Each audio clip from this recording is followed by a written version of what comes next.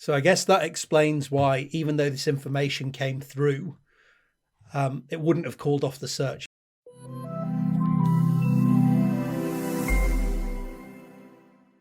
The US Navy believe that they heard the implosion of the Titan on underwater listening equipment right about the time that contact with the submersible was lost. And that information was passed on to the authorities conducting the search early in the week. How would they have potentially made this kind of detection? And then maybe we talk about, why was it not definitive? Why was the search therefore not kind of called off there? And we've got the answer. So maybe if we go with, how would they have made this determination initially? So for 50 years or more now, there've been hydrophones on the ocean floor, military hydrophones, listening out for Russian submarines moving around. The American network was called SOSUS, the Sound Surveillance System. That was the sort of first one that's famous, that was Cold War era. There'll be newer, much more advanced versions today. They might not be called exactly the same thing. There's also... I noticed in the Washington Street Journal piece, they were very tight-lipped. They said, look, we detected this, but we will be saying no more about this because it's obviously a very secretive system. Well, there's also there'll be basically academic systems as well, not listening out for submarines, but actually listening out for underwater earthquakes and trying to locate them as tsunami detection schemes. There's probably researchers listening out for movements of whales and stuff like this. So you can put a network of hydrophones, which is water microphones, down there, and then build up a map of where things are that are making noises, and of course finding out the time of when things made noises. And these things are generally very sensitive. Sound travels far underwater and quickly underwater. It travels much faster underwater than through air, and so multiple. So you can use several of these things to, I guess, triangulate where a sound might have come from. Yeah, so you'll typically use time difference of arrival. So the closer you are, the closer this transducer is compared to another one, the earlier it records the sound arriving than the further away one. You do that in a few places, and there's basically one point in space, which is the only point where it would have arrived at transducer A at time one, and transducer B 20 milliseconds later, and so on and so forth.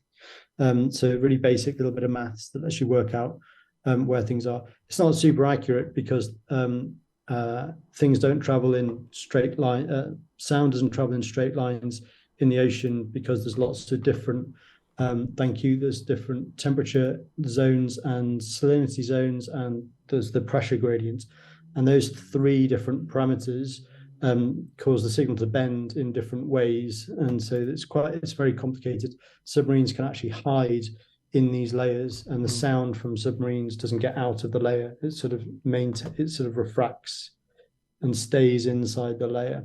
And so it's quite a complicated science to try to locate things underwater. But the key thing is that so this might be why that, even if that information was passed on by high-ranking officials from, very secretive sources, that the search wasn't called off, because doing this kind of detection there might be a huge margin of error on this. So it could be a sound from somewhere else. If you could have picked up something else, an animal, something else, some I don't know, some tectonic movement underwater. There could have been a large margin of error. So it's not definitive that it came exactly from this position. So worthwhile continuing the search to get definitive proof with seeing wreckage. Yeah, and these systems are constantly recording all sorts of funky noises all the time, and you're trying to filter out what you think is interesting stuff. And so this thing would have probably been quite anomalously loud and short and sharp, and around the time that we knew that Titan had gone down, etc. But I guess it's the case of, even if it's there's a tiny chance that that wasn't what we thought it was. It's still worth trying to look for 5 people, right? So it's standards of evidence based against the fact that we're trying to save 5 people. I think the major piece of conflicting evidence that would have made it quite confusing was this report that there were bangs, regular bangs. We'll come back to in a moment. But the listening network and the reports of the Titan going missing from the company, and the Coast Guard going out to look for them, and all this kind of stuff.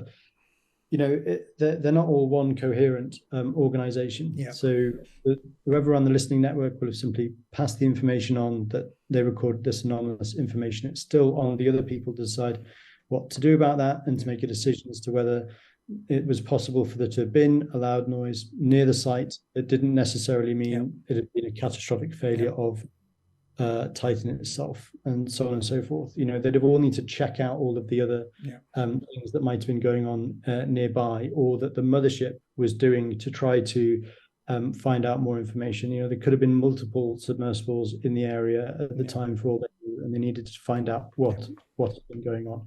So in some senses, it's not surprising that someone somewhere just made a call to completely call off all rescue attempts because there'd been a funny noise in the ocean at around the same time. Of course, we know now it was clearly that incident.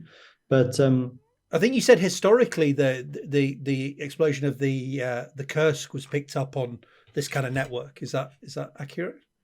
Yeah. So Kursk was a Russian submarine that had a torpedo go off on board, which obviously catastrophically damaged the submarine. The submarine sank, but the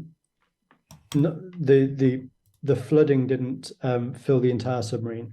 So there were areas of the submarine where there were people trapped then for many days, and a rescue effort was too slow to rescue them.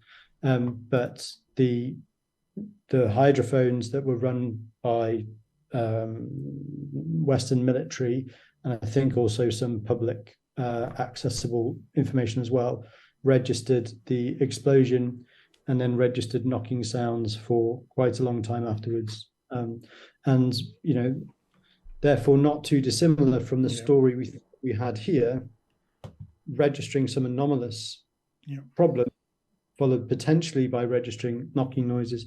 But the knocking noises thing is very, very strange. It's going to be one of the most important things to get to the bottom of, because the way it was being reported was that there was regular knocking every half hour. And there were even like clips on Twitter and stuff, which are probably fake, actually, back at it now. Because this does raise the question of what the hell is that then?